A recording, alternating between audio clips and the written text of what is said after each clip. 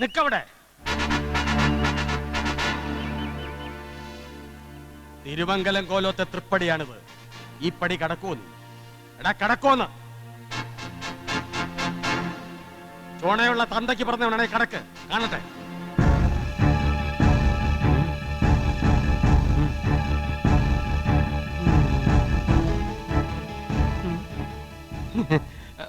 സമ്മതിച്ചിരിക്കുന്നു. ചങ്കുറപ്പുള്ളവനാണ് നീ. കൊടുകൈ. തിരുമംഗലം കോലത്തെ കൊച്ചുതമ്പുരായിട്ട് കെട്ടുന്നവൻ വീരശൂര പരാക്രമി ആവണം. ക്ഷത്രിയനല്ലെങ്കിലും ക്ഷത്രിയന്റെ വീറും വാശി ഉണ്ടാവണം. നിനക്കതുണ്ട്. തൃപ്തിയായി. എനിക്ക് ഇഷ്ടായി. മതി. ക്ഷത്രിയന്റെ ഗുണഗണങ്ങളൊക്കെ ഇനിയുണ്ട്. അതവിടെ നിൽക്കട്ടെ. നാട്ടുകാരുടെ മുമ്പിൽ വെച്ച് വാക്ക് പറഞ്ഞിട്ട് ഇപ്പൊ ഒരുമാതിരി തത്തിക്കളിച്ചാലുണ്ടല്ലോ. പൊന്നുമടത്ത വിഷ്ണുനാരായണന്റെ തനി കുണം കാണും. പള്ളിക്കെട്ടൊന്നും കാത്തു നിൽക്കില്ല. പിടിച്ചിറക്കി കൊണ്ടുപോയി ഞാൻ കാണണോ? കൊണ്ടുപോകണം. അവിടെയാണ് നിന്റെ കഴിവ്. ഈ കോലത്തെ തമ്പുരാക്കന്മാര് വാക്ക് പറഞ്ഞാൽ അത് മാറണമെങ്കിൽ പാതിരാത്രി സൂര്യൻ ഉദിക്കണം. എന്നാൽ അവളോടും കൂടി അത് പറഞ്ഞു കൊടുക്ക്. ഇടഞ്ഞു നിൽക്കുകയല്ലേ? അവളിടയും. വാക്ക് പറഞ്ഞത് അവളല്ലോ, ഞാനല്ലേ. പക്ഷേ അവളെ മയക്കി വരുതിയിലാക്കേണ്ടത് നിന്റെ കഴിവാണ്. അതിനിവിടെ ആരും എതിര് നിൽക്കില്ല, നിൽക്കാൻ ഒക്കില്ല. തമ്പുരാക്കന്മാരുടെ വാക്ക് വീൺ വാക്കാണെന്ന് നാട്ടുകാർ പറയും. എന്നാലേ അവളെ ഒന്ന് മെരുക്കിയെടുക്കാൻ പറ്റുമെന്ന് ഞാനൊന്ന് നോക്കട്ടെ. മെരുക്ക്.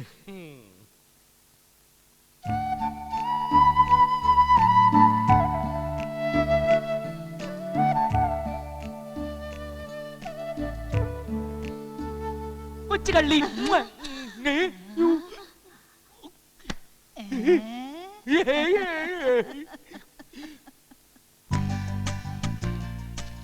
അയ്യോ കല്യാണി.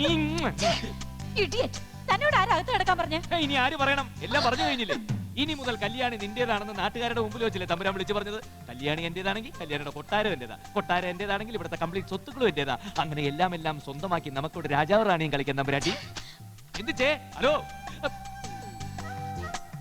തിരുമംഗലം കോവിലകത്തിന്റെ ചരിത്ര പുസ്തകത്തിന്റെ താളുകളിൽ നമുക്ക് എഴുതി ചേർക്കാം എന്റെ കല്യാണി. പൊന്നും മടത്തൊരു വിഷ്ണുനാരായണൻ ഉണ്ടായിരുന്നെന്നും ആനക്കാരനായി വന്ന അഹങ്കാരിയായ കൊച്ചുതമ്പുരാട്ടിയെ ബുദ്ധിസാമർത്ഥ്യം കൊണ്ട് സ്വന്തമാക്കിയെന്നും അതിലൊരു 10-12 മക്കളുണ്ടായി എന്നും 12 മക്കളെ പെറ്റൊരമ്മേ, നിന്റെ മക്കളിൽ ഞാനാണ് ബുദ്ധിമാൻ. ആഭരണപ്പെട്ടി. നമസ്കാരം. ഓഹോ, ഇതാണല്ലേ പൊന്നുമടങ്കാരന്റെ മനസ്സിലിരിപ്പ്. പിന്നല്ലാതെ കാശിന് വകയില്ലാത്ത പെണ്ണായിരുന്നെങ്കിൽ സമ്മാനമായിട്ട് നിന്നെ ചോദിക്കായിരുന്നോ? കോലോത്ത സ്വത്തുവിവരങ്ങളെ കുറിച്ചൊക്കെ നാട്ടുകാർ പറഞ്ഞറിഞ്ഞിട്ടുണ്ടേ. ഇനി എന്തെല്ലാം ഉണ്ട് അറക്കാത്ത. കണ്ടെ ആ ഓട്ടുപാത്രങ്ങളും വെള്ളിക്കിണ്ണങ്ങളൊക്കെ കാണാൻ കൊതിയാവുന്നു. ഒന്ന് പറയണ്ട കല്യാണി. ഹലോ പൂച്ചേ, എന്റെ പൊന്നു കല്യാണി ഒന്ന് നിക്ക്, ഞാനൊന്ന് പറഞ്ഞ. പൊന്നു തമ്പുരാന്റെ സിംഹാസനം. കോവിലകത്തെ സ്വത്തുവിവരങ്ങളെ പറ്റി പറഞ്ഞ കൂട്ടത്തിൽ നാട്ടുകാർ ഇതിനെ കുറിച്ചും പറഞ്ഞു. ഇവിടുത്തെ പാരമ്പര്യം അനുസരിച്ച് കന്നിപ്പെണ്ണിന്റെ സംബന്ധക്കാരനാണ് അടുത്ത അവകാശിയെന്നും അയാൾക്ക് മാത്രമേ ഇതിലിരിക്കാൻ അവകാശമുള്ളൂ എന്നൊക്കെ പറഞ്ഞറിഞ്ഞ് എന്റെ മോളെ. അപ്പൊ പിന്നെ അടുത്ത അവകാശി ഞാനല്ലേ? പോയോ? എങ്കിലൊന്ന് ആസനസ്ഥനായിട്ട് തന്നെ കാര്യം. അരുത്, അതിലിരിക്കരുത്. പാരമ്പര്യത്തെ കുറിച്ച് കേട്ടതൊക്കെ ശരി തന്നെയാ. പക്ഷെ ഇതിന്റെ അവകാശി ഇപ്പോഴും ജീവിച്ചിരിപ്പുണ്ട് ഇവിടെ. ഒന്ന് നാവനക്ക് മെണ്ടാൻ പോലും വയ്യാണ്ട് കിടക്കാ പാവം. അങ്ങനെ ഒരാളുണ്ടോ? ഞാൻ കണ്ടിട്ടില്ലല്ലോ. എന്റെ കല്യാണിയുടെ അച്ഛൻ അവരുടെ അമ്മ മരിച്ച അടക്കം കഴിയും മുമ്പ് ഈ കോലോത്തിന്റെ പടി ഇറങ്ങിയതാ.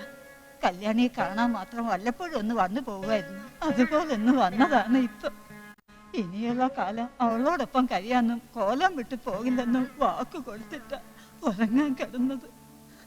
അറം പറ്റുന്ന വാക്കാണെന്ന് ആരും കരുതിയില്ലേ കുട്ടി. തളർന്നു പോയി. പിന്നെ ഇതേവരെ അനങ്ങിയിട്ടില്ല. ഇടയ്ക്കിടയ്ക്ക് കണ്ണ് നിറയുന്നത് കാണാം. എല്ലാം കാണുകയും കേൾക്കുകയും ചെയ്യുന്നുണ്ടോന്ന് അറിയില്ല. ഇനി ചെയ്യാത്ത ചികിത്സയില്ല. എനിക്കൊന്ന് കാണാൻ പറ്റുമോ? വരാ.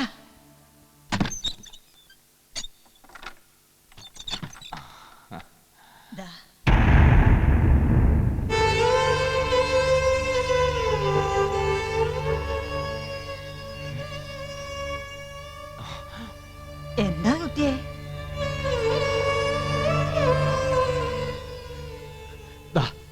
നോക്ക്, നമ്മള് തിരുവാഭരണം പണയം വെച്ച തമ്പുരാൻ.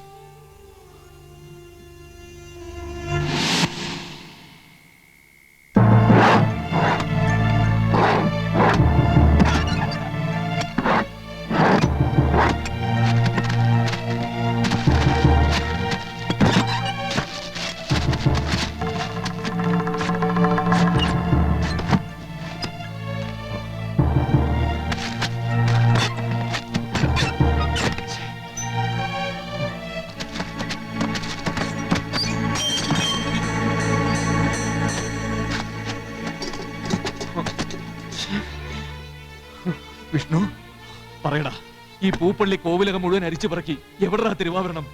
വിഷ്ണു, ഞാൻ എനിക്കറിയാം, നിനക്കറിയില്ല, ആർക്കും അറിയില്ല. നാവനക്കാനാവാത്ത തമ്പുരാന് മാത്രമേ അറിയാവൂ. അയാളുടെ നാവനെങ്കില്ലെങ്കിൽ പിന്നെ ഞാൻ എന്ത് ചെയ്യണം? പറയടാ. 3 ലക്ഷത്തിന് പകരം 3 കോടി കൊടുത്താൽ പോലും അയാൾക്കത് എവിടെയാണെന്ന് പറയാൻ കഴിയില്ലെങ്കിൽ പിന്നെ ഞാൻ എന്ത് ചെയ്യണം?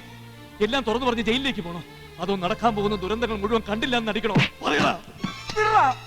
കൊടുത്തീർക്കാൻ കടങ്ങൾ ഏറെയുണ്ട് എനിക്ക്. വേറെ പ്രത്യേകിച്ച് ഒരു ജോലിയുമില്ല. നിനക്ക് തന്ന പണം മുതലും പലിശടക്കം തിരിച്ചു തന്നാലും ശരി, എന്റെ കടങ്ങൾ വീട്ടാൻ തയ്യില്ലെന്ന് എനിക്കറിയാം. എന്നിട്ട് നിന്റെ പുറകിൽ ഓട്ടം തുടങ്ങിയിട്ട് കാലം കുറയായി. നിർത്താൻ പറ്റുന്നില്ല, ശീലമായി പോയി. നിനക്ക് എന്ത് വേണമെങ്കിലും എന്നെ പറയാം, ചെയ്യാം. പക്ഷെ നിനക്ക് ദോഷം വരുന്ന ഒന്നും ഞാൻ ചെയ്തിട്ടില്ല വിഷ്ണു. തിരുവാഭരണം ആരും അറിയാതെ ഏൽപ്പിക്കാൻ ഒരു സ്ഥലം, അത്രേ ഞാൻ ഓർത്തുള്ളൂ.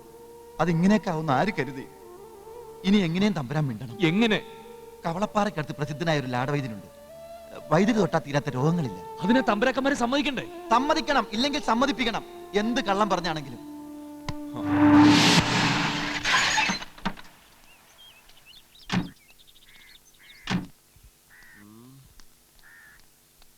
നിക്ക് എങ്ങോട്ടാ ഇടിച്ചേറി പോണത്? ആരാ വിളിച്ചപ്പാട്? വെളിച്ചപ്പാടൊന്നുമല്ല, ഇല്ലിക്കുളം കാട്ടുമനക്കൽ അഷ്ടാംഗ ഹൃദയം ബ്രഹ്മദത്തൻ മൂസത്. ആ മൂത്തതായാലും മൂക്കാത്തതായാലും അഷ്ടാംഗ ഹൃദയത്തിന് ഈ കോലത്ത് എന്താ കാര്യം? എങ്ങനെയെങ്കിലും കല്യാണിയെ മയക്കെടുത്തോളം തമ്പുരാൻ തന്നെയല്ലേ പറഞ്ഞത്? ഇപ്പോഴും ഇടഞ്ഞു നിൽക്കുന്ന തമ്പുരാൻ കാണുന്നില്ലേ? ഒരു വശീകരണ ചികിത്സ നടത്തിയ കല്യാണിയുടെ മനസ്സ് മാറ്റിയെടുത്താൽ 24 മണിക്കൂറിനകം കീഴ്പ്പെടുത്താൻ കഴിയുമെന്ന് വൈദ്യര് പറയുന്നു. വൈദ്യര് പറഞ്ഞതാ, കേട്ടിട്ടില്ലേ? പേര് കേട്ട അഷ്ടവൈദ്യനും മന്ത്രവാദിയുമല്ലേ? ക്ഷമിക്കണം, ആളറിയാതെ പറഞ്ഞു പോയതാണ്, ശപിക്കരുത്. അപ്പൊ എങ്ങനെയാണ് വൈദ്യരുടെ ചികിത്സാരീതികൾ? ഓം വീരാട് ബ്രഹ്മണേ നമ. ഒഴിച്ചിലിൽ തുടങ്ങണം. ഞാൻ പറയുന്ന കാര്യങ്ങൾ മുറ പോലെ ചെയ്യാൻ പറ്റിയ ഒരു സഹായി ആവശ്യമുണ്ട്.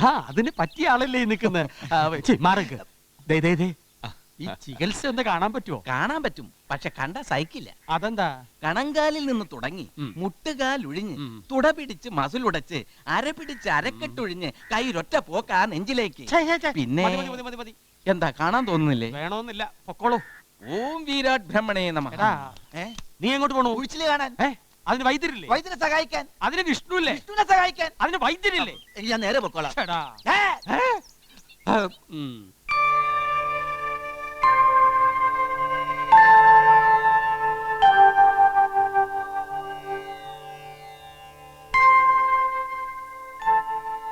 തലച്ചോറിൽ ക്ഷതം സംഭവിച്ചിട്ടുണ്ട്.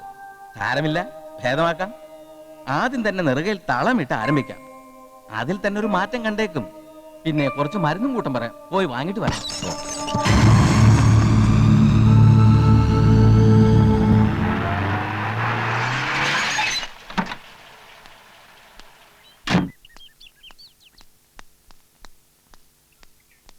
തമ്പുരാനുള്ള കുറച്ച് മരുന്നുകളാ. നിന്നോട് പുറത്തിറങ്ങി നടക്കരുന്ന് പറഞ്ഞിട്ടില്ലേ? എപ്പോഴും ആ വൈദ്യരുടെ കൂടെ തന്നെ ഉണ്ടാവണം. ചെറിയ തമ്പുരാനും വൈദ്യരും ഇനിയൊരിക്കൽ കാണാനിടയാൽ എല്ലാം പൊളിയും. ആ വലിയ തമ്പുരാൻ എങ്ങനെയെങ്കിലും ഒന്ന് മിണ്ടി കിട്ടിയാൽ മതിയായിരുന്നു. ഇല്ല വിഷ്ണു, അത് നടക്കില്ല. വൈദ്യരി പോയതല്ല, ഞാൻ പറഞ്ഞു വിട്ടതാ. ഇവിടുത്തെ തമ്പുരാക്കന്മാര് പമ്പര വിഡ്ഢികളാണെന്ന് കരുതി വന്നി. അവന്റെ ഒരു വശീകരണ മന്ത്രം. വലിയ തമ്പുരാന്റെ അസുഖം ഭേദമാക്കിയാൽ അത് കണ്ട് മനസ്സലിഞ്ഞ് ഇവള് നിന്നോടൊപ്പം ഇറങ്ങി വരുമെന്ന് കരുതിയോ? അയ്യോ, പള്ളിയിട്ട് നടക്കുന്നതിനും അമ്മായിയപ്പനോട് എന്തൊരു സ്നേഹം. അതൊന്നും അല്ലേ ഇളേച്ച, പള്ളിക്കെട്ടല്ല ഇയാളുടെ ഉദ്ദേശം. കോവിലകത്തുള്ള പൊന്നിനും പണത്തിനോ നോട്ടം. എഴുന്നള്ളിച്ച് കൊണ്ടുവന്നത് വൈദ്യനാണോ മന്ത്രവാദിയാണോ എന്ന് ആർക്കറിയാം? വല്ല കള്ളന്മാരെയും വേഷം കെട്ടിച്ച് കൊണ്ടുവന്ന് കൊള്ള നടത്തി പോകാനാവും പദ്ധതി. അതെടി, നിന്റെ കോവിലകം മൊത്തം കൊള്ളയടിക്കാൻ എന്റെ പദ്ധതി. അതിന് നിനക്കോ ഈ നിൽക്കുന്ന നിന്റെ ചെറിയച്ചന്മാർക്കോ എന്നൊരു പുല്ലും ചെയ്യാൻ ഒട്ടുപോലെ തന്നെ. ഇവിടെ വന്നത് നിന്നെ കണ്ടതൊക്കെ ഒരു വിധിയാണെന്ന് വിശ്വസിക്കുന്നവനാണ് ഞാൻ. അതിന് കാരണമുണ്ട്. ഇന്നേ വരെ അറിഞ്ഞുകൊണ്ട് ആരെയും ദ്രോഹിച്ചിട്ടില്ല. അനുകമ്പയോടൊരു നോട്ടം പോലും ആരിൽ നിന്ന് എനിക്ക് കിട്ടിയിട്ടുമില്ല. ദുരിതങ്ങൾ മാത്രമായിരുന്നു അന്നും ഇന്നും എന്നും. എനിക്കിവിടെ കോവിലകത്ത് നിൽക്കണം, നിന്നേ പറ്റൂ. അതിന് തടസ്സം നിൽക്കുന്ന ആരായാലും കൊന്നുകളയും ഞാൻ.